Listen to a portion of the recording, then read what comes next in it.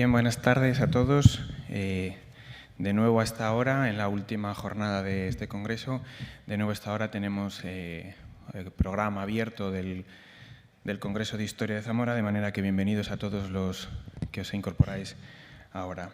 Cedo la palabra a la coordinadora de la Mesa 5, Zamora, Portugal y La Raya, a doña Pilar Panero García.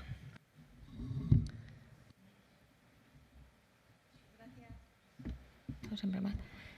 Bueno. Gracias, Marco. Sí que me gustaría decir que soy coordinadora accidental, porque la persona que tenía que estar hoy presentando a César Rina, pues lamentablemente es nuestro querido Bernardo. Ayer el presidente del instituto, Marco, hizo un semblante de su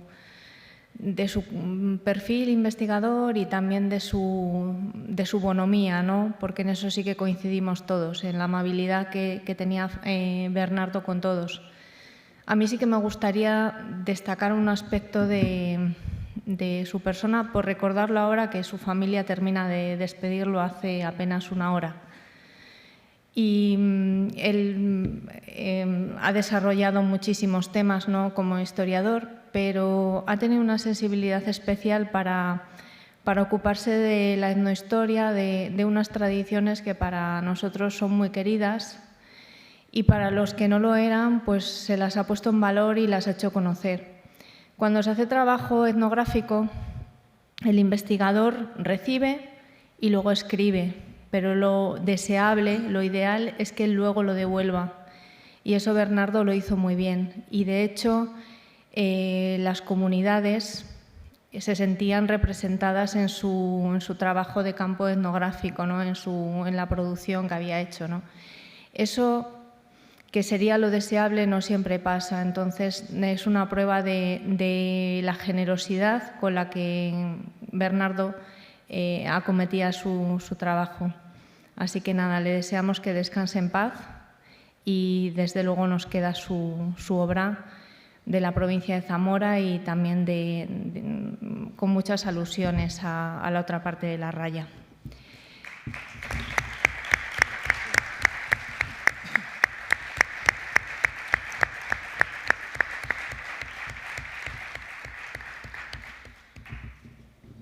Hemos tenido una mesa en la que hemos tenido, en la sesión previa de la mañana, en dos partes, en las que hemos tenido, bueno, pues esos acercamientos en ambos lados de La Raya, esa convivencia realmente, ¿no?, con propuestas que empezaban en la Edad Media. Sergio ha hecho una siglo XVI-XVII, después hemos tenido XVIII y hemos terminado en la actualidad. Nos ha quedado ahí un poco el XIX, que todavía no, pero bueno. ¿De qué va esta ponencia? Bueno, pues va del iberismo, que es un movimiento político que defiende las relaciones de España y Portugal. ¿Cuándo empieza este movimiento? Pues desde el siglo XIX, ¿no?, que se plantea diversas maneras de acercarnos entre Portugal y España en un contexto en el que estaban en auge los nacionalistas dominantes, ¿no? En ese contexto decimonónico se produce una serie de textos, de producciones culturales sobre las que va a incidir el ponente, no voy a entrar, pero nos quedó un recuerdo esencialista, ¿no?, como no podía ser de otra manera, siendo un producto del XIX, casi melancólico, ¿no?, podríamos incluso decir. Sin embargo, este acercamiento por la convivencia forzada o deseada, ¿no?, porque unas veces las personas nos juntamos por necesidad y otras veces por apetencia, por la frontera que compartimos y por estar juntos en las participaciones o disputas que hay en torno también en un debate que ahora es muy actual, que es la Europa del Norte y la Europa del Sur, ¿no? Y aquí estamos en el mismo barco. No hace mucho oíamos todos los días un sintagma que les sonará a ustedes, que es excepción ibérica, ¿no? Forzado, bueno, pues por una serie de circunstancias, es decir, que el iberismo como movimiento político de de unión de las dos naciones no parece que tenga mucho vigor actualmente, pero sí un acercamiento amistoso, ¿no?, en lo que se refiere a la cultura y a la convivencia, ¿no?, una idea de cooperación, de fraternización, ¿no?, para caminar algunos senderos juntos, los que nos vaya poniendo la historia, ¿no?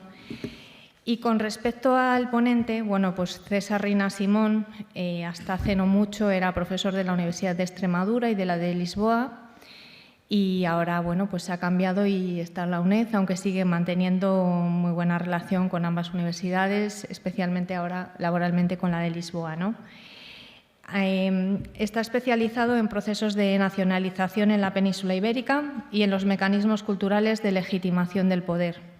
Y voy a mencionar solamente algunas de los títulos de su vasta bibliografía. No puedo mencionarlas todas. La construcción de la memoria franquista de Cáceres, los imaginarios franquistas y la religiosidad popular. Por esa obra se le concedió el premio Arturo Barea, que no es un premio menor para los historiadores.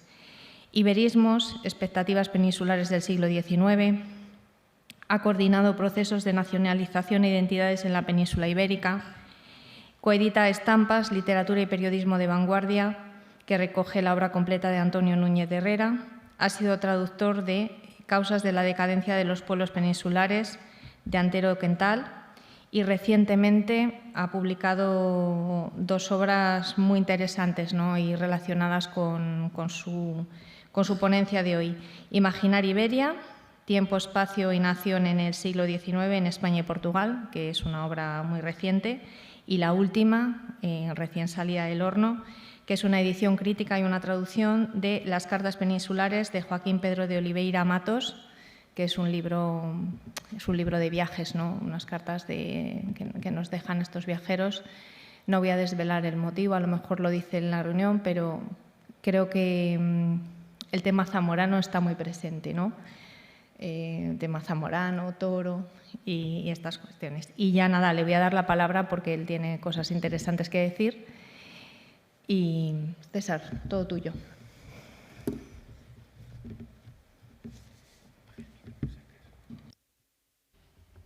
Muchas gracias, Pilar, por tu generosa presentación y muchas gracias al Instituto y a toda la organización, que sé que detrás estáis muchas personas, muchos días y semanas y meses de esfuerzo. Y el resultado pues ha sido magnífico. Yo llegué ayer y ayer ya se comentó, pero como es cierto, se puede recordar que ya prácticamente no existen congresos de este formato, también organizados, con tantas ponencias y con el trato tan bueno que nos han dado tanto a comunicantes como a ponentes, ¿no? Entonces, me siento afortunado y espero que compartamos este rato antes de la hora de comer, hablando sobre la frontera, que es un tema que en Zamora toca mucho, aunque como ustedes saben es un tema que durante mucho tiempo se ha considerado por periférico, desconocido, bueno, salvo las personas que vivían o que residían en los territorios fronterizos, pues no ha sido un tema que ha despertado demasiada atención hasta fechas recientes. Bien, el título de mi ponencia es La frontera que se pintó. Y esto es muy interesante porque en nuestra cultura tenemos una tradición que venimos de las religiones del libro y en nuestra cultura es muy importante la palabra escrita y más recientemente la imagen visual, bien sea pictórica, bien sea fotografía, ya posteriormente vídeo. De alguna manera, lo que no se pinta, lo que no se desarrolla linealmente sobre el territorio no existe. Entonces, van a ver a lo largo de mi presentación, también les digo que voy a intentar abarcar toda la frontera para explicar qué peculiaridades tiene este fenómeno. Fue fundamental un hecho que ha salido brevemente esta mañana, que es una frontera que se ha pintado, es decir, no es una frontera que mayoritariamente tenga grandes marcadores geográficos, como pueden ser, por ejemplo, aunque también con cierta relatividad, pero como pueden ser, por ejemplo, los Alpes en Italia o los Pirineos separando España de Francia, que ya digo, luego hay muchas tensiones dentro de ese territorio, pero sí que hay son marcadores grandes que separan dos comunidades. En el caso español y portugués, esos marcadores, como saben, no existen. La geografía en la península ibérica, los sistemas montañosos mayoritariamente tienen un trazado horizontal, y la raya, la frontera, mayoritariamente tiene un trazado vertical. Es decir, de alguna manera nuestra frontera contradice las lecturas tradicionales que se han hecho en torno a las fronteras. Comienzo y me dirán ustedes, ¿qué pintan aquí Caín y Abel, ¿no? Hablando de fronteras, ¿no? Pues es una cuestión muy interesante que comparten todas las culturas que surgen en torno a Mesopotamia, Egipto, el Medio Oriente, y son procesos culturales que surgen sobre todo a partir del Neolítico, con la Revolución Neolítica, y surgen en este territorio. Todas las culturas, incluso la judía, donde tomamos el modelo de Caín y Abel, siempre tienen el mito, le ponen diferentes nombres, pero siempre hay un mito en el que el agricultor, el campesino, el agricultor, mata al ganadero. Digamos, el que produce el cereal, el que produce la agricultura, los frutales, mata al ganadero. Esto, en el caso de la religión judeocristiana, pues se ha explicado desde un punto de vista moral, de envidia entre hermanos, pero la crítica hoy en día llega a la conclusión de que hay una cuestión fundamental, que es que la agricultura se impone al ganadero. Es decir, el agricultor necesita estabilidad, territorio, propiedad, necesita un lugar en el que estar. En cambio, el ganadero es un nómada. Pues hay ciertas confluencias de la crítica en torno a estos mitos que nos hablan de que están hablando de cómo el neolítico se impone a las sociedades previas, ¿no? Como de alguna manera la agricultura se impone. Y cuando surge el neolítico, inmediatamente surge algo que hoy en día tiene una forma diferente y tiene unos significados diferentes, pero que se llama el Estado, ¿no? El Estado para organizar ese territorio. Esto es muy interesante porque los conceptos en historia van cambiando su significado. La palabra Estado tiene un amplio recorrido histórico, sin embargo, en función del cambio de los contextos, el cambio de las culturas, el cambio de civilizaciones, podemos hablar de que se mantiene la palabra, pero va cambiando su significado. El Estado de hoy, lo que entendemos hoy por Estado, no tiene nada que ver a lo que podemos llamar Estado en la Edad Media o en siglos anteriores. Bien, entonces, en el momento que Caín mata a Abel, permitidme utilizar el mito, en el momento en el que se impone la agricultura y surge el Estado, surge el problema del limes, de la frontera, del lugar donde acaba ese Estado. Esto es muy importante porque cuando surge el Estado, no surge un Estado únicamente, sino que surgen varios Estados. Y se tienen que repartir el territorio como si fuese una tarta. Y esto es muy interesante porque desde el propio origen del Estado encontramos un interés en crear dos elementos. Uno es una frontera, es decir, el Estado principalmente surge y hoy en día sigue teniendo esa función como recaudador de impuestos. Entonces, muy interesante. En cada territorio, ¿quién va a pagar el impuesto, ¿no? ¿A qué rey, a qué señor, a qué república va a pagar esta persona o este municipio o esta población va a pagar los impuestos? Pero a la vez, y esto lo han tenido todas las culturas, pienso por ejemplo en el Imperio Romano, tienen un limes, que un limes es un espacio, es decir, es un espacio que se deja en muchas ocasiones prácticamente sin poblar, y esto les suena, en el que de alguna manera el Estado se va diluyendo paulatinamente, como si fuese una fotografía que se va diluyendo, pues en el limes el Estado se va diluyendo. Pues esto está desde el origen del Estado. Yo me voy a centrar en el siglo XIX y XX, bien porque es mi especialidad y bien porque surge en este momento una idea diferente de Estado, que está ligado a las revoluciones liberales burguesas y que son los estados que hoy hemos heredado, y porque también surge un concepto específico de nación y de frontera. Según la teoría de los nacionalismos, que, insisto, surgen en el siglo XIX, estos movimientos que identifican una comunidad con una nación, es muy importante. Un Estado y una nación no es lo mismo, ¿no? Un Estado es una administración y una nación implica una serie de imaginarios, creencias, ideas compartidas que de alguna manera nos hacen sentir miembros de una comunidad mayor, ¿no? Entonces, según la teoría de los nacionalismos, a cada pueblo le corresponde una nación. Esto le suena porque en el propio contexto político europeo y mundial, hoy en día tenemos muchos conflictos abiertos, bien políticos o bien armados, en torno a qué pueblo tiene que tener una nación o tiene que ser independiente de otros. Entonces, como a cada pueblo le corresponde un territorio, una nación, se produce las primeras tentativas de marcar una delimitación exacta de la línea de la frontera. Y ahora veremos por qué.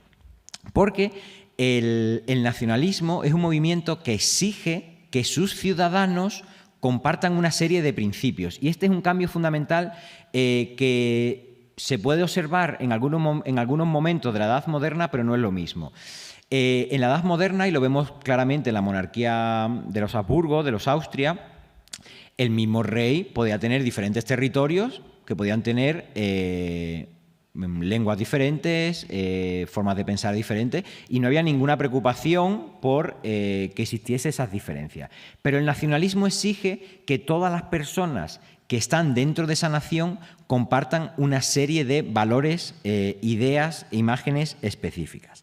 Por lo tanto, se produce lo que se ha denominado un proceso de fronterización, que es decir, que todos los estados, principalmente europeos, luego, como saben, esto llegará en Berlín con el reparto de África, pero se va a ir extendiendo por todo el mundo, pero empieza en Europa, un proceso de fronterización en el que el espacio que habitamos las personas se totaliza absolutamente hacia un estado concreto. Veremos que esto va a generar en la frontera múltiples elementos. Esta frontera que se empieza a construir, que se empieza a delimitar exactamente y a dibujar, marca una línea clara entre el nosotros y los otros, ¿no? Entre el nos, entre yo, nosotros y los otros, los que son diferentes a nosotros. Esto es muy interesante porque yo le pongo, cuando daba clase en Badajoz, como saben, Badajoz es una de las ciudades fronterizas, está justo situada en la frontera. Desde la facultad veíamos Elvas, la primera ciudad portuguesa, que estaba a 3 kilómetros, o sea, muy, muy cercana. Y yo le decía a mis alumnos, qué curioso que si hay un asesinato, un atentado, cualquier noticia en Guadalajara, en Cuenca, en Astorga o en Lleida, nos enteramos todos. Pero si algo pasa ahí, ese sitio que vemos, no nos enteramos ninguno, ¿no? Esto se debe al proceso de fronterización. De alguna manera, al formalizarse y al dibujarse estas fronteras, nos obligan a los miembros de cada nación, de cada territorio, a mirar hacia nuestro grupo específico, que, por supuesto, tiende a ser cada vez más homogéneo. Bien, las fronteras, como decía, no son solo un invento del siglo XIX, tienen una amplia trayectoria. Y entre España y Portugal las fronteras se delimitan en el siglo XIII, ¿no? De hecho, se habla, aunque ya también se pone en cuestión, de que es la frontera más antigua de Europa. Como idea de frontera sí, pero como proceso de delimitación exacta en el territorio no. Que ahora veremos por qué. Hay dos tratados fundamentales que van a generar también buena parte de las tensiones entre España y Portugal fronterizas, que son el Tratado de Badajoz, que era beneficioso para el Reino de Castilla, y el Tratado de Alcañices, que es 30 años después, en 1297, que, por así decirlo, en parte es un poco más beneficioso para Portugal, en el sentido de que, por ejemplo, en las zonas del Guadiana, Portugal cruza el Guadiana, y al cruzar el Guadiana, por ejemplo, pues toma el territorio, se hace con el territorio de Olivenza, ¿no? Entonces, que es una de las cuestiones que va a salir. La frontera se distribuía en la Edad Media y en la Edad Moderna principalmente a partir de un sistema de fortificaciones espejo, es decir, núcleos, ciudades fuertemente abaluartadas, con grandes defensas, que de alguna manera marcaban esa frontera, que la frontera no era una línea exacta entre entre, por ejemplo, Valencia y Tui, Almeida y Ciudad Rodrigo, Marbao y Valencia de Alcántara. No era una línea exacta, sino que la frontera era ese espacio en el que dos grandes castillos, dos grandes fortalezas se miraban. Esta frontera tiene 1.234 kilómetros, que si ustedes hacen la prueba en Google Maps, pueden ver la frontera. En algunos trazos es una línea recta y en otros trazos va serpenteando, ¿no? Esto es muy interesante si tienen luego tiempo para verlo. Tradicionalmente la frontera ha sido una tierra de conflicto. Solo ya en el siglo XVII tenemos las guerras el levantamiento portugués en 1640. Y hay una serie de guerras que van a generar una serie de problemas endémicos en la frontera que hoy en día seguimos sufriendo. Al ser un territorio de conflicto, se va a ir configurando poco a poco como ese limes romano, como ese espacio escasamente poblado que separa los dos territorios. Dos territorios, por cierto, que históricamente, a medida que van avanzando los siglos, cada vez van mirando más hacia sus capitales. Portugal hacia Lisboa y el caso de España hacia Madrid. Desde el siglo XVII hay documentado fuertes procesos de despoblación, se destruyen enclaves. Esta imagen, por ejemplo, es del sitio de Badajoz, es decir, las ciudades fronterizas están en guerra, están crónicamente siendo sitiadas y, por tanto, la gente cuanto puede intenta huir. Se destruyen también muchísimas tierras de cultivo. Esto es muy interesante porque en la guerra de secesión portuguesa, pues, se van a producir tanto a un lado como a otro quemas de cultivo y que eso pues, también con lo que implica, ¿no? Se van configurando como espacios de periferia y, muy importante, que esto se comparte, sobre todo, no tanto en Galicia, pero sí ya en cuanto la frontera empieza a castellanizarse y también en Extremadura y Andalucía. Una zona en la que la propiedad de la tierra pues, está en pocas manos y los propietarios de esa tierra son absentistas. Esto ya se ha explicado históricamente cómo podría ser una de las causas del retraso de estos territorios, en el sentido de que quien tenía los medios para prosperar económicamente, en muchos casos estaba en la corte de Lisboa o de Madrid y, por lo tanto, eran territorios ciertamente abandonados. Cuando se produce la Revolución Francesa, la Revolución Liberal, las Cortes de Cádiz, muy interesante porque España y Portugal, históricamente, al menos el siglo XIX, XX y XXI, llevamos procesos históricos muy paralelos. Es decir, hay ciertos momentos de asintonía, pero generalmente hay sintonía. Es decir, las revoluciones liberales se extienden a un territorio y otro, el regreso del absolutismo, guerras civiles entre liberales y absolutistas, procesos de democratización, luego dictaduras, ¿no? Es decir, hay un proceso. Y muy importante, cuando se consolidan el Estado español y el Estado portugués o empieza a consolidarse a principios del siglo XIX, el primer objetivo es acabar con los derechos, los códigos que se consideran feudales, es decir, premodernos. Como saben, el liberalismo intenta generar una legislación que debe ser asumida por todos los lugares del Estado. Como saben, en el feudalismo pues, había múltiples, y en la Edad Moderna había múltiples elementos que se escapaban de esa homogeneización, ¿no? Había múltiples derechos, códigos y prerrogativas, ¿no? Entonces, el Estado, ¿qué es lo que busca al construir la frontera? Busca la fiscalidad, muy fundamental, es decir, estas personas, estos territorios, ¿a quién deben pagar, ¿no?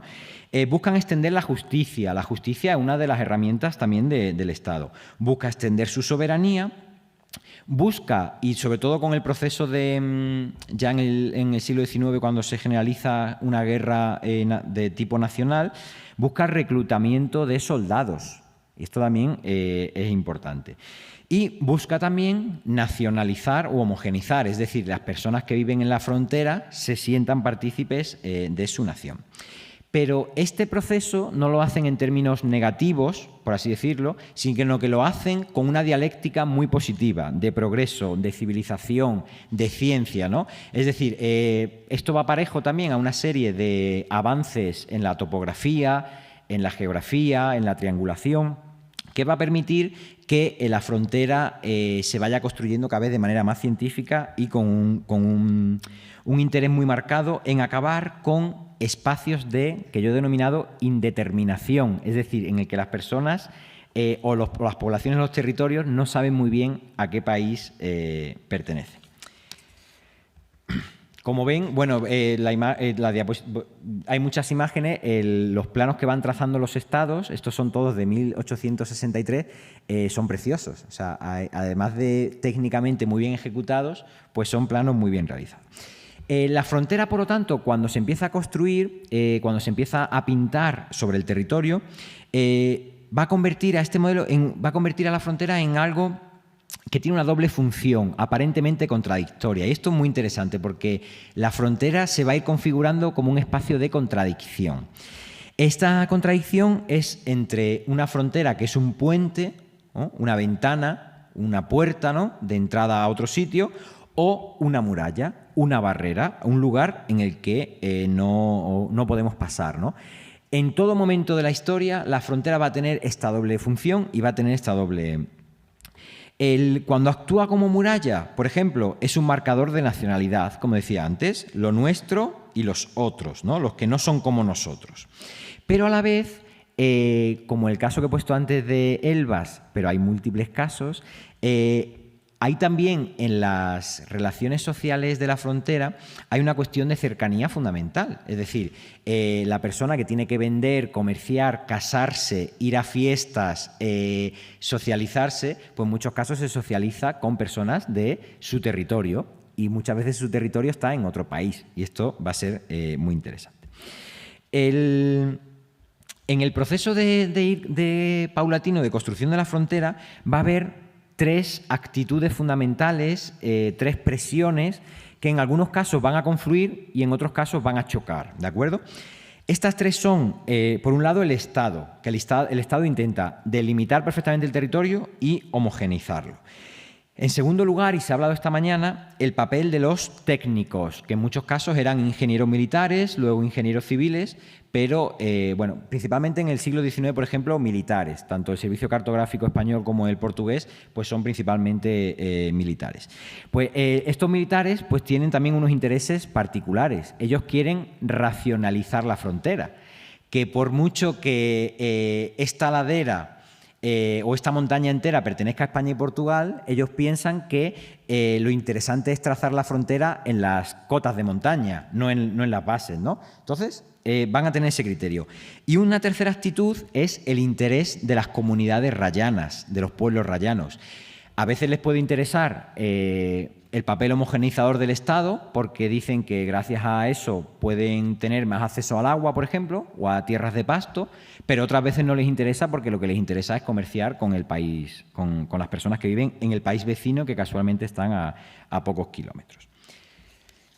Bien, esta construcción de la frontera va a chocar con uno de los principales movimientos ideológicos que hoy en día pues está en sus términos políticos está totalmente apagado, pero que en el siglo XIX fue fundamental, que fue el iberismo. El iberismo pues básicamente es el intento que tuvieron políticos, intelectuales, asociaciones en regenerar el país, tanto España como Portugal, regenerarse a partir de una unión. Esto no es una cuestión única de la península ibérica. En Alemania pensaban igual, como saben, Alemania surge y se consolida en la segunda mitad del XIX, pues también los alemanes piensan, y los italianos también piensan esto. Es decir, lo que pasa es que hubo procesos que triunfaron, en este caso el alemán y el italiano, y hubo procesos que fracasaron, como el ibérico. Los iberistas lo primero que se plantean es si la frontera es natural o artificial. Si la frontera es natural, en el término que ellos entienden esencialista de natural, evidentemente, pues sí, pues podemos hablar de que España y Portugal son diferentes. Pero ellos dicen, ¿y si la frontera fuese artificial? ¿Y si fuese construida por el ser humano, por intereses dinásticos, por guerras medievales y modernas, y no algo fruto de una diferencia real? Si no, deberíamos abogar por la Unión Ibérica.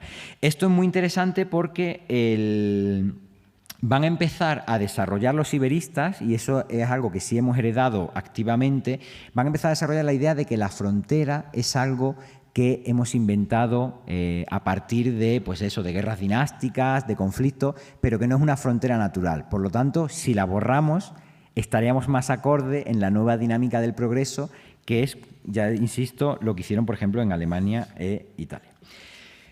Esta artificialidad de la frontera, cuando se cuestiona, era muy interesante porque había una línea cultural de decir españoles y portugueses somos iguales, tenemos la misma cultura, prácticamente una lengua muy parecida, y esto conectaba un poco con el Risorgimento italiano, pero luego también había una cuestión más práctica que conectaba con el Zollverein alemán, que es la unión aduanera. Es decir, ya que compartimos un territorio, pues vamos a ejecutar el libre cambio, vamos a atender el ferrocarril, vamos a construir puentes, vamos a hacer navegables los ríos, ¿vale?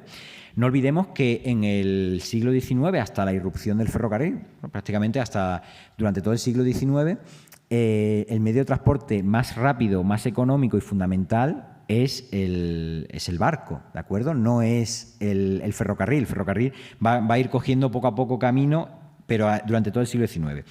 Entonces, muy interesante. La obra fundamental de los iberistas es un personaje que da para también una película de Netflix, como la charla de ayer que daba.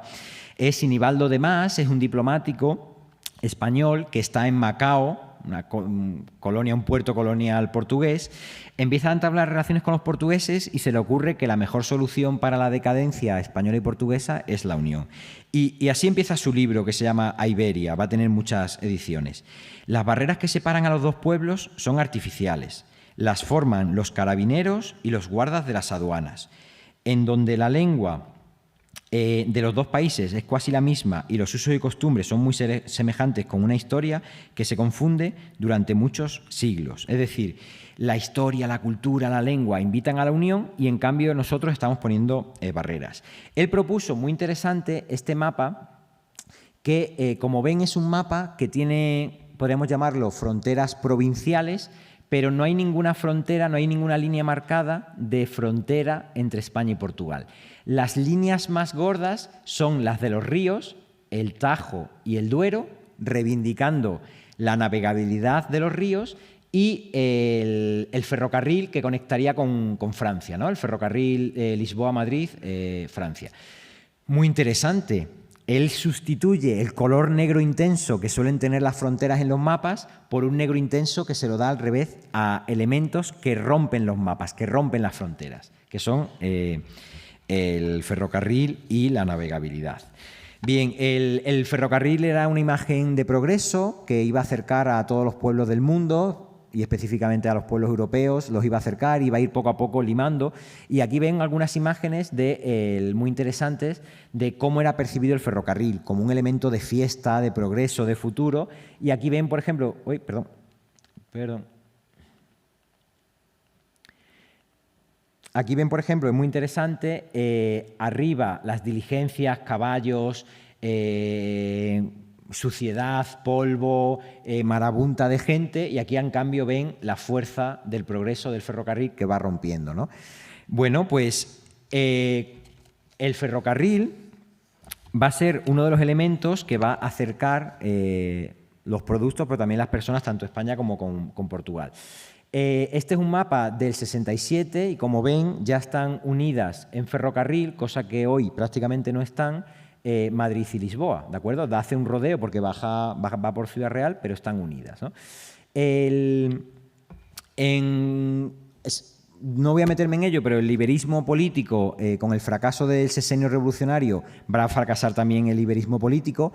Va a tener varios momentos. Por ejemplo, Espartero propone casar a la niña joven Isabel con el rey don Pedro de Portugal para hacer una unión de coronas. Eso fracasa. Durante el sexenio revolucionario, como saben que España se queda temporalmente sin rey, están buscando un nuevo rey. La primera proposición se hizo a Fernando de Coburgo, que era el padre del rey de Portugal, ¿de acuerdo? Con la idea de que cuando muriese Fernando de Coburgo, España y Portugal formasen un único estado, ¿no? Esto también fracasa. Con los republicanos también intentan plantear un modelo federal que también fracasa. Sin embargo, los acuerdos de acercamiento entre España y Portugal, pues aquí ven la libre navegación del Duero, que generó muchos problemas en el 35, en el 55 se retiran los impuestos por pasar al otro país, en el 66 libre comunicación, en el 64 se inaugura la línea férrea Madrid-Lisboa. En el 69 reconocen títulos y en el 93, por ejemplo, en 1893, se firma ya un primer tratado de libre comercio. Bien. Sin embargo, este proceso de acercamiento, no de unificación, de acercamiento, va a encontrar también determinadas tensiones, sobre todo en el ámbito del nacionalismo portugués. Que el nacionalismo portugués se empieza sobre todo a mediados del siglo XIX y con este ímpetu iberista, se empieza a construir también una imagen de Portugal como país superviviente de las tentativas de conquista de España, ¿no? Se convierte en el 1 de diciembre, que fue el día que se inició la sublevación portuguesa contra la monarquía hispánica, se convierte en día de fiesta nacional. Y de alguna manera Portugal se va nacionalizando en torno a un enemigo. Esto es muy importante. Si en el caso español esos enemigos históricos pueden ser Francia o Gran Bretaña, ¿no? Que va a haber mucha literatura en torno a ello, en el caso portugués ese enemigo o ese otro va a ser España. Bien. Por ponernos un poco en situación conceptual, debemos saber diferenciar entre dos conceptos que hasta hace poco confundíamos porque en el castellano no teníamos palabras para nombrarlo, ¿no? Cuando hablamos de frontera, muchas veces confundimos frontera con raya. Y frontera y raya tienen significados bien diferentes. Hoy en día hay un acuerdo en llamar frontera a la línea. O sea, frontera es la línea exacta que separa Portugal de España. En cambio, la raya es un espacio de confluencia, de intercambio, que no es una línea, es un lugar de tránsito, es un espacio indeterminado que, como si fuesen dos ángulos convexos, ¿no? La raya es más intensa cuanto más cerca de la línea están, por cercanía, y a medida que te vas alejando, esa cultura rayana va perdiendo peso, ¿no? Hay teorías de si la raya tiene 20 kilómetros, 40, 50, pues no tiene sentido tampoco marcar esa diferencia porque no sé. Lo que es la línea, la frontera de España y Portugal, hay dos principales. Tenemos dos fronteras principales. Una es la frontera húmeda, que es la que marcan los ríos y que, por ejemplo, en Zamora está muy bien marcada primero por el río Manzanas y luego por el Duero, sobre todo. Que en la frontera húmeda lo que sobre todo tenía conflictos de uso, es decir, la pesca, los peces, ¿de qué país son? ¿No? Esto se lo preguntaba José Saramago en una novela preciosa, bueno, en un libro de viajes que se llama Viaje a Portugal, que José Saramago empieza el libro de Viaje a Portugal en Miranda do Douro, mirando en el puente a los peces, y les pregunta, vosotros peces, ¿qué idioma habláis? ¿No? ¿A quién pagáis impuestos? ¿No? ¿Cuál es vuestra... ¿tenéis aduanas o no tenéis aduanas? Bueno, pues esto va a generar problemas, sobre todo en el Miño, que el Miño es un río que tiene bastantes islas y que además es un río que históricamente se mueve bastante, aunque suene raro decirlo, se mueve bastante y claro, esto genera ciertas tensiones. Luego tenemos la frontera seca, que ahora os voy a mostrar algunos ejemplos, que la frontera seca no tiene ríos, por lo tanto la delimitación es una línea en el suelo que separa un país del otro. Bien. En 1854 el gobierno portugués, por determinados conflictos que empiezan a surgir en la frontera, por ver de qué país pertenece esta gente, le pide a su homólogo español que creen una comisión internacional de fronteras y límites para que delimiten el territorio. Se ponen de acuerdo, comienzan a trabajar y encuentran el primer problema, que es Olivenza y las tierras de Olivenza. Como saben, Olivenza históricamente, Olivenza la conquistaron en España en la Guerra de las Naranjas y según los acuerdos internacionales del Tratado de Viena debería haber sido devuelta a Portugal.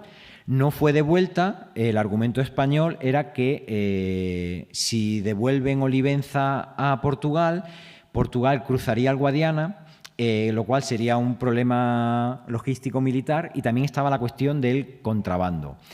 Tenían miedo de que si Olivenza era portuguesa, ya digo, es el argumento español, tenían ese miedo que si Olivenza fuese portuguesa, de alguna manera se iba a convertir en un reducto de contrabandistas, de refugiados de la justicia, etc. Entonces, como no se ponen de acuerdo, dicen, vale, pues vamos a trazar la línea exacta de frontera entre la desembocadura del Miño en Camiña hasta el río Guadiana a la altura de Badajoz, ¿no? Es decir, no tocan de Badajoz hacia abajo. y el Tratado de Límites que van a firmar, y que ahora vamos a ver algunas peculiaridades, de 1864, es un tratado que solo recoge de la desembocadura del Miño hasta antes de llegar a Olivenza. La segunda parte de la frontera se va a delimitar en 1926 desde Villarreal de Santo Antonio y Ayamonte, en el sur, hasta... no llega hasta Olivenza, es decir, se queda también donde empieza otra vez de nuevo la frontera, en el Guadiana. Es decir, Olivenza a día de hoy sigue sin tener, son unos 20-25 kilómetros de frontera, sigue sin tener una delimitación internacional aceptada por ambos países. Es cierto que al entrar España y Portugal en la Unión Europea, una de las condiciones es que tienen que firmar que aceptan el status quo territorial cuando se entra en ese territorio, ¿de acuerdo? Pero no deja de tener, hay un movimiento irredentista portugués que cíclicamente se manifiesta en Olivenza para la devolución del territorio. Bien, pues esta comisión comienza a trabajar y se ve claramente cómo Portugal intenta fijarse en fuentes, en archivos, en tratados históricos, y en cambio España, los ingenieros españoles intentan racionalizar el territorio, es decir, vamos a olvidarnos de la historia y vamos a marcar una frontera. ¿Cuál es la metodología? Es la búsqueda de tratados. En el caso español, como antes ha comentado el compañero, había algunos viajes militares, pero el archivo más completo es el Tombo da Raya del siglo XVI, que hicieron los portugueses, pero no se acepta porque se considera que está de parte, ¿no?, de parte de un país.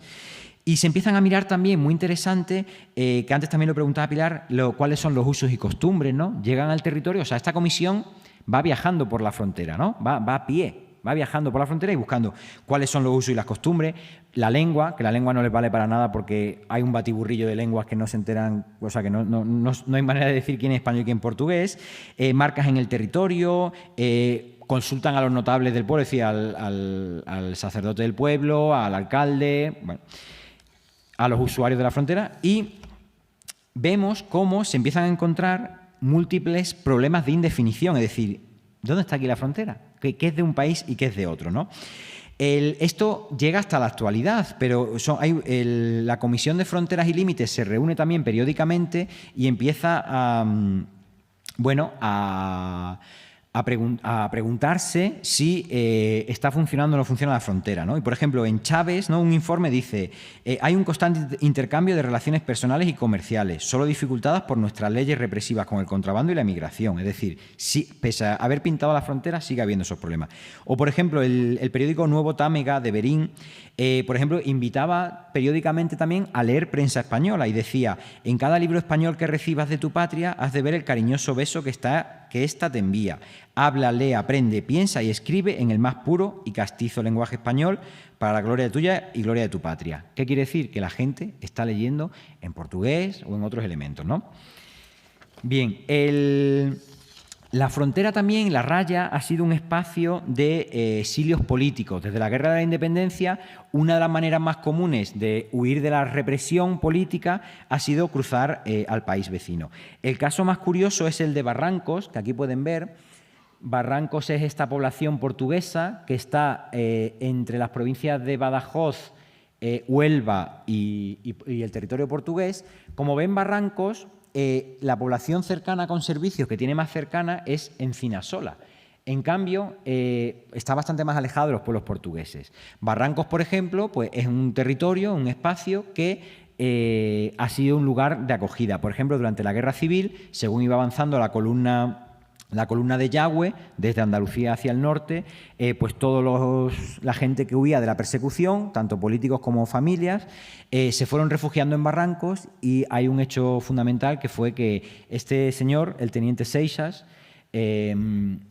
contra las indicaciones del Estado Novo portugués, de la dictadura de Salazar, apoyó a más de 1.000 españoles refugiados, y el pueblo de Barrancos durante meses dio de comer y vestimenta y alojamiento a más de 1.000 españoles. Estamos hablando de un pueblo muy pequeño, ¿no? Cómo hay solidaridades rayanas.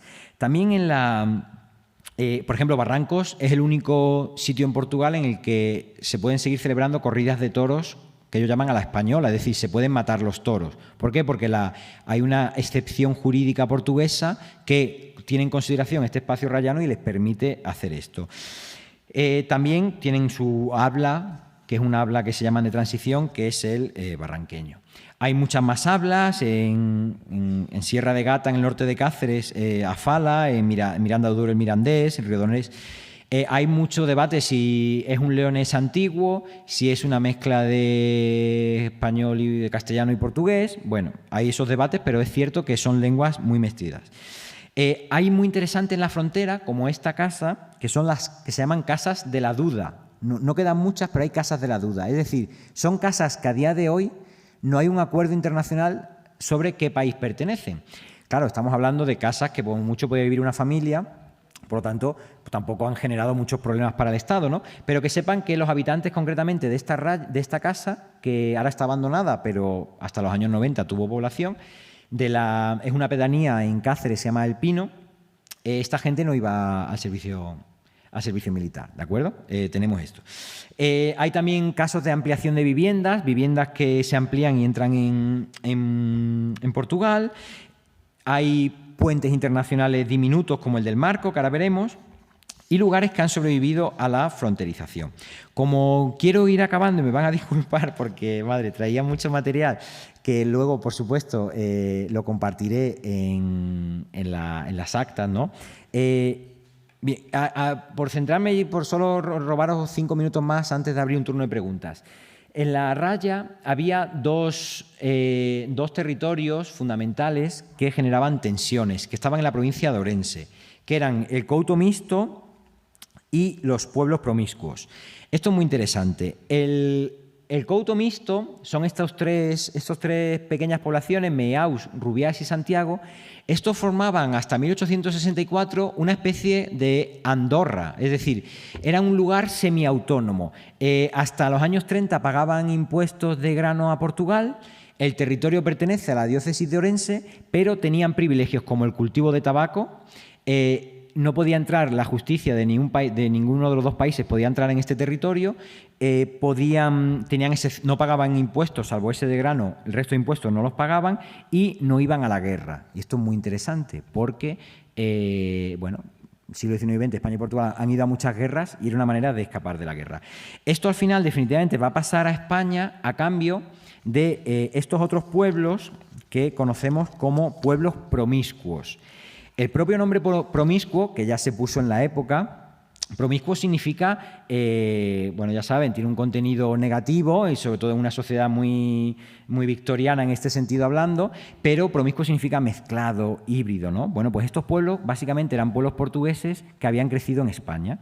Entonces, de alguna manera se dictamina que pertenezcan enteramente a Portugal, aunque hayan entrado en España, ¿no?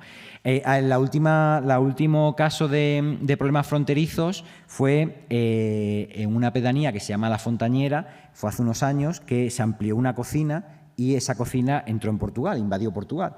Entonces, la Comisión de Frontera y Límites tuvo que reunirse y dictaminar que de alguna manera que España, se aceptó que España, por así decirlo, esa familia, se adquiriese unos cuantos metros cuadrados en Portugal. Ya acabando, simplemente con las dictaduras la frontera se cerró oficialmente, si bien los contactos siguieron muy intensos.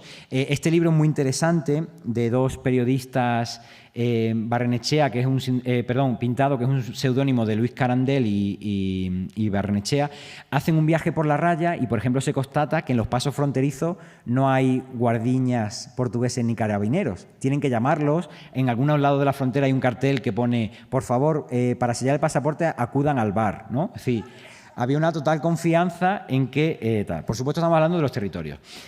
Aquí ven, por ejemplo, cómo ha ido evolucionando. Hemos llegado ya a la Unión Europea. Los territorios de frontera, las rayas, se han convertido en unas marcas de la Unión Europea. ¿Por qué? En España y Portugal, entre comillas, pues los dos últimos siglos no han tenido prácticamente guerras, pero piensen que, por ejemplo, entre Francia y Alemania hay gente que nació en Francia, se casó en Alemania y murió en Francia sin salir del mismo pueblo, ¿no?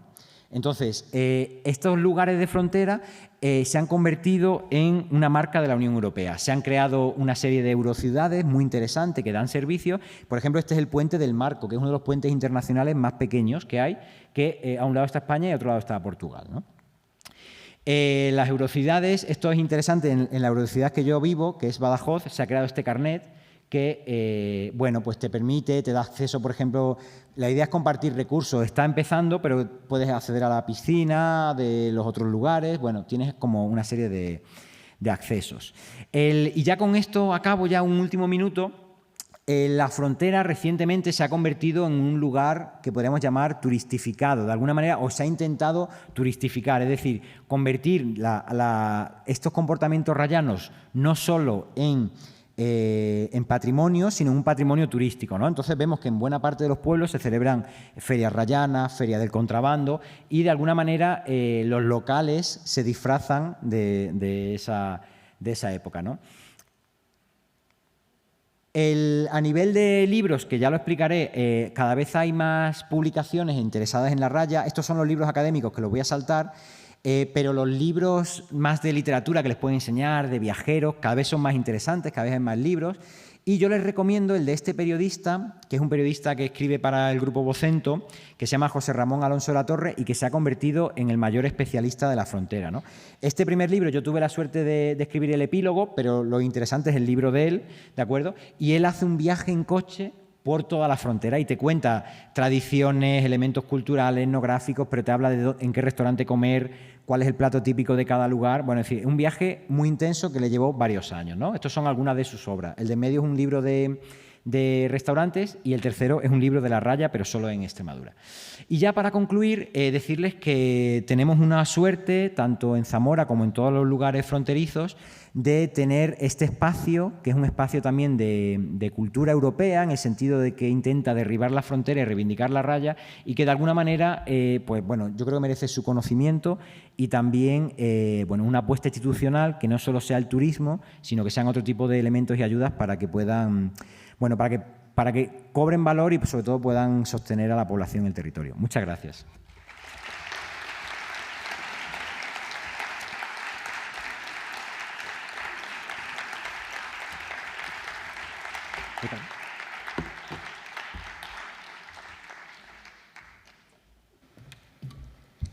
César, te agradecemos esta espléndida ponencia, además muy didáctica, ajustada al tiempo. Y vamos a abrir ahora un pequeño turno de preguntas porque, a ver, la directora y el personal de este teatro nos tratan estupendamente y nosotros tenemos que corresponder dejando el espacio a las 2 de la tarde. Pero César va a estar con nosotros toda la jornada, entonces luego es accesible si alguien se queda sin turno de preguntas. Él ha partido de un mito, ¿no?, fabuloso, Caín y Abel, que todos conocemos, y ha tocado algunos temas muy interesantes. Por ejemplo, el concepto de liminalidad, que a mí me parece fabuloso, ¿no?, ese espacio en el que estamos mezclados, y ha dejado muy claro que ahí el apartheid no funciona, ni en lo comercial ni en lo personal, ¿no? Por eso hablamos de frontera líquida. Ya sabíamos que, bueno, por algunos productos culturales muy interesantes, como la película de Renoir, La gran ilusión, que las fronteras son un invento de los hombres, pero si alguien tenía alguna duda con esta espléndida ponencia, pues ya nos ha quedado clarísimo. Y una yo creo que de las claves que has dado al final, para ver cómo, si ha habido sus más y sus menos a lo largo de la historia, lógico, los que riñen siempre son los vecinos, no vas a reñir con el que está en las antípodas, ¿no? Es esa capacidad que tenemos los seres humanos para hacer de la necesidad virtud, ¿no?, con esta idea de las fiestas del contrabando, es decir, de la miseria hacemos fiesta y hacemos hermandad, ¿no? Esto me parece fabuloso, este último proceso en el que estamos, que no lo hacemos solamente con las fiestas del contrabando, sino con otras muchas series de recreaciones, que es como funcionamos a los grupos. Así que nada, había ya personas con la mano levantada. Se identifican, por favor, si son tan amables, y así sabemos quién pregunta. Bueno, yo tengo el micrófono. Yo soy José Almuedo y quiero darte las gracias, César. Me ha parecido una magnífica exposición, pero como andaluz quiero recordar, y si no te importa ser tú quien lo recuerde, también el fenómeno de las contiendas de las que no has hablado y que creo que no estaría mal apuntar. Sí, muchísimas gracias. Como me he centrado en el Tratado de Límites primero del 64, no tanto en el de 26, fue también el de 26 fue un tratado muy sudado porque había una serie de contiendas por Aroches, las contiendas de Moura, es decir, muchas zonas de contienda. Y, por ejemplo, en una fotografía que ha salido brevemente, que era un puente entre Sanlúcar de Guadiana y Alcoutín, pues hoy en día pues hay hasta una tirolina, que es la única tirolina internacional del mundo, que si ustedes no tienen vértigo pueden pasar de un país a otro en tirolina. Hay un fenómeno turístico indudable, pero ha habido muchas contiendas, por ejemplo, por la pesca, ¿no? Entonces, sí, evidentemente no podemos olvidar que, y lo acababa de comentar Pilar, que son evidentemente territorios de contactos donde los apellidos se confunden.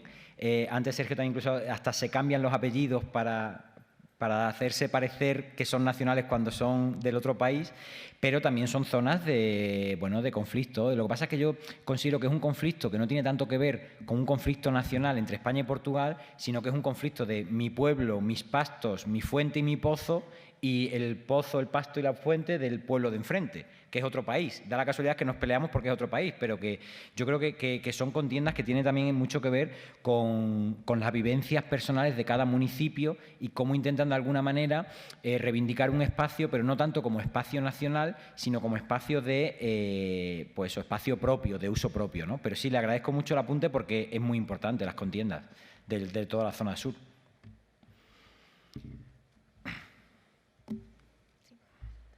Hay varias cuestiones, ¿no?, a plantear.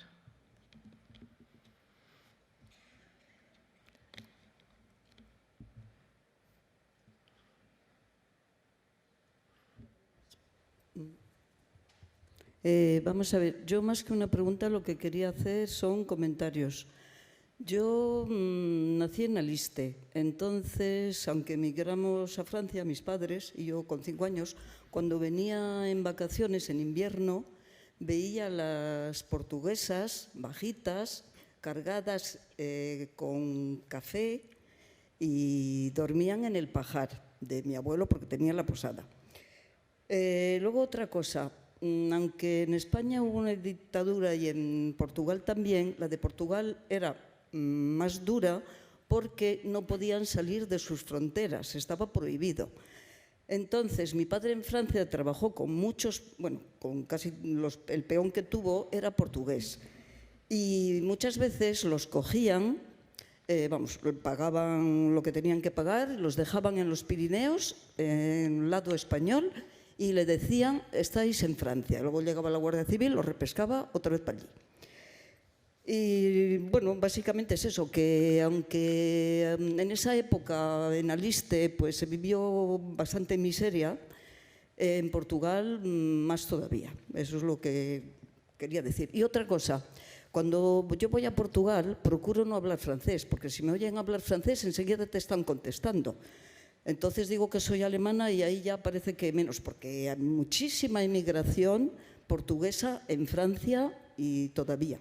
Y en algunas ciudades como en Clermont-Ferrand, donde está la fábrica esta de los neumáticos Michelin, yo me quedé asombrada porque por la calle no oías más que hablar portugués, hasta que ya luego, ya preguntando, pues me dijeron, claro, pues tenía que haber algún convenio, y ya cuando pudieron salir, pues allí estaban. Bueno, en fin, nada más. No, muchas gracias. La verdad es que es una zona de gran migración. Ahora se está viendo que muchos se están jubilando y están volviendo, y, por ejemplo, se ve mucha matrícula francesa en los pueblos portugueses, pero porque son las personas que se fueron en los 60, en los 50, 60. Y de contrabando, muy brevemente, hay anécdotas curiosísimas del contrabando, porque principalmente era tabaco, café, pero, por ejemplo, había pueblos, están documentados, que se hacía contrabando de bicicletas. Se metían bicicletas españolas en Portugal. ¿Cómo se hacía? Pues por la mañana, con el turno de la Guardiña y la Guardia Civil, iba una persona y cruzaba Portugal con cualquier excusa en bicicleta y volvía andando, de tal manera que la bicicleta se quedaba en Portugal y esa persona volvía andando. Era una manera de todos los días ir pasando, claro, había que coincidir que tuviesen guardiñas y guardias civiles diferentes, pero hay casos alucinantes de la picaresca, ¿no?, cómo se desarrolla.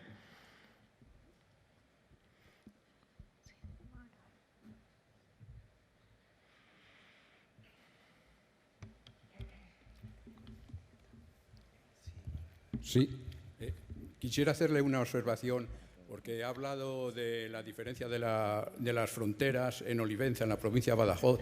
Entonces, yo le quería preguntar también por una cosa, o sea, en la provincia de Salamanca, los pueblos a la izquierda del Águeda, que es afluente del Duero, épocas que pertenecían a Portugal y épocas que pertenecían a España, si hay una explicación de ello.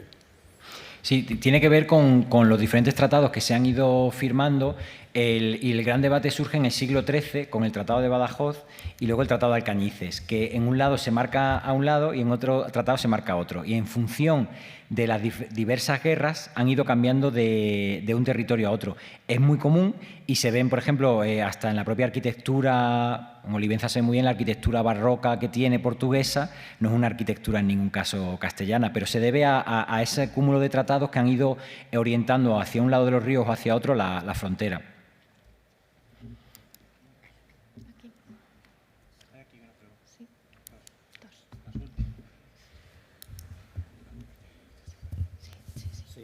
Yo quiero saber sobre Saramago, sobre el iberismo de Saramago, si fue simplemente literario o tuvo alguna trascendencia histórica o política, digamos.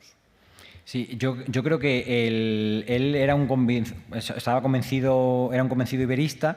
Lo cierto que él del iberismo solo habla ya al final de su vida, en el sentido de que bueno, ya se ha casado con una española y evidentemente pues los lazos de consanguinidad se empiezan a desarrollar, pero una persona, y es muy interesante porque el iberismo de Saramago, que ahí está la novela Allangada de Pedra, la balsa de piedra, es muy interesante porque él propone, simbólicamente, pero propone que España y Portugal dejen de mirar a Europa, no quiere decirlo de manera drástica, pero dejen de mirar a Europa y confluyan y viajen hacia América, porque donde se habla castellano, donde se habla español, donde se habla portugués, es en toda Iberoamérica. Entonces, él propone que mentalmente, que creemos una especie de alianza cultural, lingüística con los países iberoamericanos. Muchas gracias. Sí, y hay una última pregunta, por favor. Sí, bueno, en primer lugar, muchas gracias por la ponencia, César. En algún momento de ella has apuntado más bien, por eso me gustaría que indagaras un poco más sobre todo en la sensación de periferia, ¿no? Porque es cierto que esa sensación es una constante histórica, me atrevería a decir, desde finales del mundo romano, desde la época suevo-visigoda, la expansión del Reino de León, la unión de Castilla, de las coronas de Castilla y León, siempre ha estado alejado de los centros de poder y ahora mismo, y sobre todo en el antiguo régimen y también en la época contemporánea, de los centros de poder de Lisboa y de Madrid, hasta el punto que en la propia guerra de restauración de Portugal, recuerdo el caso de Almeida y de Ciudad-Rodrigo, cómo tratan de llegar a acuerdos, el propio obispo negociando la tregua, porque se estaba asolando la raya, lo que le costó la bronca de Felipe IV al obispo de Ciudad-Rodrigo, que quién era el obispo para meterse a generar treguas, ¿no? Y además, esta sensación de colaboración, un fenómeno muy parecido se dio en la guerra de sucesión a la corona de Castilla, cuando el concejo de Almeida le escribe también al de Ciudad-Rodrigo diciéndole que hablen con los superiores para parar la guerra, porque además un texto precioso, lo transcribió Ruy Cuña, que decían los de Almeida que en la guerra solo los poderosos ganan y los labradores pierden sus haciendas y vidas, ¿no? Esta sensación de abandono, si quieres, por parte de los poderes centrales y la sensación rayana de que están en eso, en un territorio periférico alejado. Me gustaría que indagaras un poco en eso. Y luego es muy interesante también el tema de las contiendas, que no se dan solamente en el sur. Tú apuntabas antes el tombo el viaje de Mendo a Afonso de Resende de 1537-38 por toda la raya, y las contiendas están a lo largo de toda la raya. Pero es por eso, no porque sea una contienda entre países, sino de un pueblo con otro por tema de molinos o de tierras o simplemente de ir muchas veces también del derecho de paso de una barca, etcétera, ¿no? Pero que las contiendas están ahí, pero sí es verdad que habría que poner el énfasis en que son contiendas vecinales, no son contiendas de países. Pero me gustaría que indagaras un poco más cuál es tu sensación sobre el concepto de periferia sentido por los rayanos, los que habitan o los que habitamos la raya, y esos centros de poder que es verdad que aunque Portugal tenga un Estado muy centralizado y España lo tenga menos, pero bueno, me da igual Valladolid que Madrid, o Madrid que Valladolid, ¿no? Sí, nada, muy brevemente, le agradezco mucho los apuntes. Claro, el ser periférico tiene ventajas e inconvenientes. Muchas veces son inconvenientes, pero la ventaja era que, por ejemplo, pues la fuerza del Estado no tenía capacidad para llegar. Hoy lo tenemos muy fácil porque el Estado está plenamente consolidado, pero cuando se ponen a trazar la raya, a la vez se ponen a construir casas de carabineros. Es decir, el Estado estaba, su capacidad para establecerse por todo el territorio era complicada y eso lo aprovechaban los rayanos para llevar vidas semiautónomas, ¿no?, por así decirlo. Pero es cierto que a medida que el Estado ha ido creciendo y ampliando su soberanía, la cuestión periférica nos ha empobrecido y nos ha maltratado en muchos casos, ¿no? En el caso, por ejemplo, de Extremadura, hay un hecho diferencial que cuando se aprueba el Estatuto de Autonomía, dicen los extremeños, bueno, ¿cuál es nuestro hecho diferencial? Y dicen que somos frontera. Pero claro, es que la ciudad principal de Extremadura, en habitantes, que es Badajoz, está en la frontera. El Castilla y León quizás no se ha visto ese esfuerzo por convertir la frontera en una marca cultural porque la capital está muy lejos de la frontera.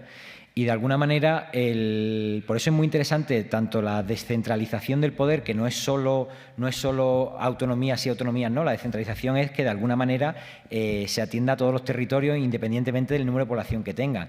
Y luego también la parte fundamental de que en Europa la bandera es que hemos roto las fronteras, por lo tanto, esa bandera la tenemos nosotros, no la tiene Valladolid, no la tiene, yo qué sé, cualquier otra población. La tenemos los territorios fronterizos y yo creo que es un poco en nombre de esta construcción europea, yo creo que es muy interesante subirnos a ese carro de destrucción de límites, ¿no?, de ruptura de límites.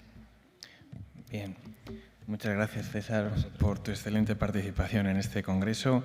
Cerramos aquí la mañana, afrontamos la recta final del congreso. A las 4:30 arrancaremos la tercera y cuarta sesión de la Mesa 2 de Patrimonio Cultural de la provincia de Zamora y a las 8, para cerrar el congreso, contaremos con la disertación de Julio Llamazares. Les esperamos a todos y muy buenas tardes.